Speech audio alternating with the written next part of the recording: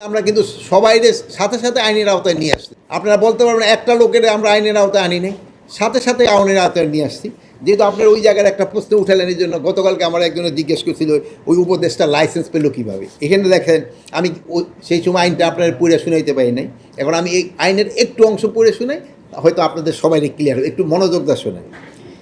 নিম্নে বর্ণিত পদধারী ব্যক্তিবর্গের লাইসেন্স প্রাপ্তির জন্য নির্ধারিত আয়কর পরিশোধের বাধ্যবাধকতা থাকবে না।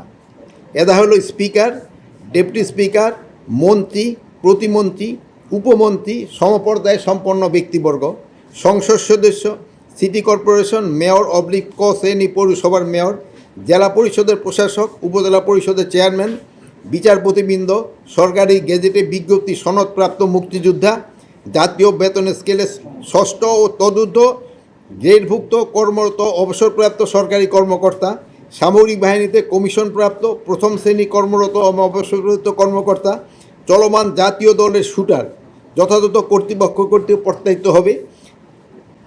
তারপরে শিল্প, সাহিত্য, সাংস্কৃতিক, ক্রিয়া, বিজ্ঞান, গবেষণা ইত্যাদি ক্ষেত্রে জাতীয় পর্যায়ে অবদানের স্বীকৃতিপ্রাপ্ত বা স্বরাষ্ট্র মন্ত্রণালয় কর্তৃক অনুমোদিত কোনো বিশিষ্ট ব্যক্তি।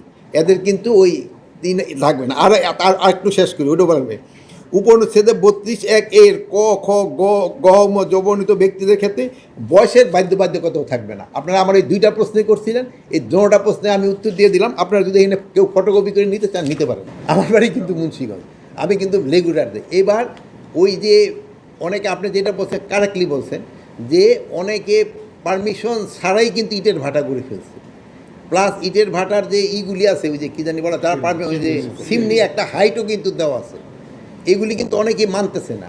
প্লাস এইটা অনেকে না, ওই যে হয়তো একটা এই ভাই একটা ভাটা পারমিশন নিছে, কিন্তু বাট উনি চিমনিটা নিচে করে রাখায় ওই ভাইয়ের ধানের জমিটা নষ্ট হয়ে যেতেছে। এগুলি কিন্তু অ্যাকশন নেওয়া হচ্ছে। এটা পরিবেশ মন্ত্রণালয়ের দায়িত্ব, উনি কিন্তু খুবই অ্যাক্টিভ, উনি কিন্তু কাজ করে যাচ্ছে। কিন্তু সব সমস্যা তো এত বড় সমস্যা 2-1 দিনের মধ্যে তো সমাধান করা যাচ্ছে না, কিন্তু আমরা চেষ্টা করে যাচ্ছি।